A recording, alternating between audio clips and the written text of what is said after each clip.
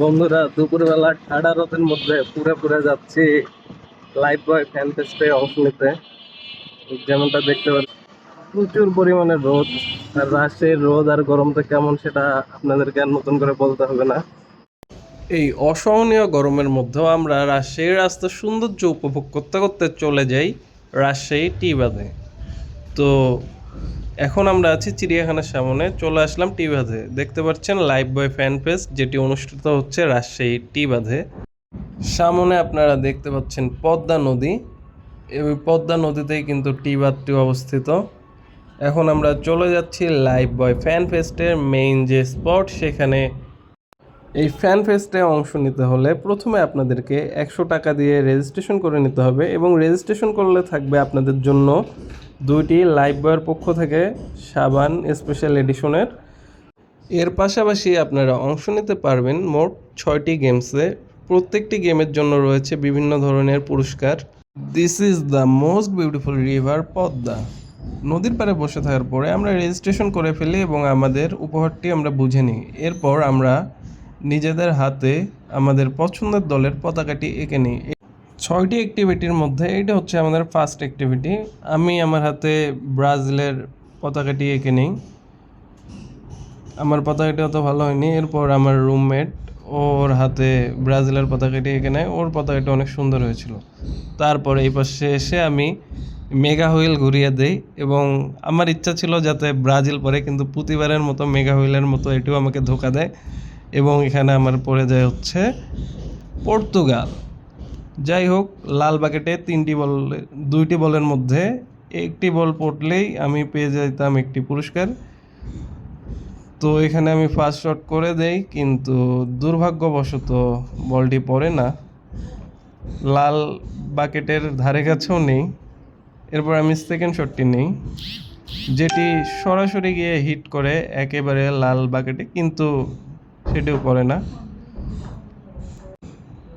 এরপর আমার roommate wheel ঘুরিয়ে দেয় এবং সে তার পছন্দের দল ব্রাজিল অর্থাৎ হলুদ বাকেটে ফেলার সুযোগ পায়। প্রথম শট নেয়, ফেলতে পারে না, এবং এরপর আবার সেকেন্ড শট নিচ্ছে।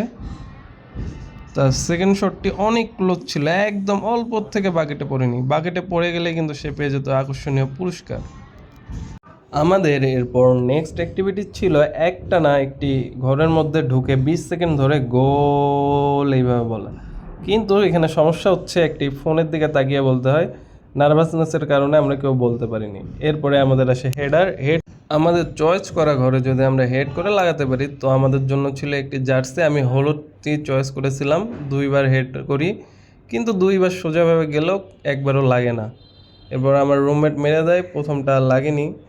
দ্বিতীয়টা ও সিলেক্ট করেছিল রেড, দেখতে পাচ্ছেন হলুদের লেগে লালের আগে, যার কারণে ডিসকোয়ালিফাই হয়ে যায়। প্রচণ্ড গরম। এরপরে আমরা এই অ্যাক্টিভিটিতে অংশ নিতাম। গরমে পানি বারবার শুকিয়ে যাচ্ছিল, এবং দেখতে পাচ্ছেন আমার রুমমেট এখানে অত্যন্ত সুন্দরভাবে খেলে দেয়। প্রথম বল গোলে চলে যায়, দ্বিতীয় বলটি যায়নি, এবং তৃতীয় বল গোলে দেওয়ার মাধ্যমে সে পেয়ে যায়। এবার আমার পালা, আমি প্রথমটা মারি, বারে লেগে চলে যায়, দ্বিতীয়টা এরপরে মেরে দেই। আমি অনেক স্লো, আমার পা ভাঙ্গা, যার কারণে আমি ঠিকমতো ব্যালেন্স করতে পারছিলাম না, জায়গাটা ছিল প্রচুর স্লিপারি। এরপর আমি তৃতীয় শট নিই।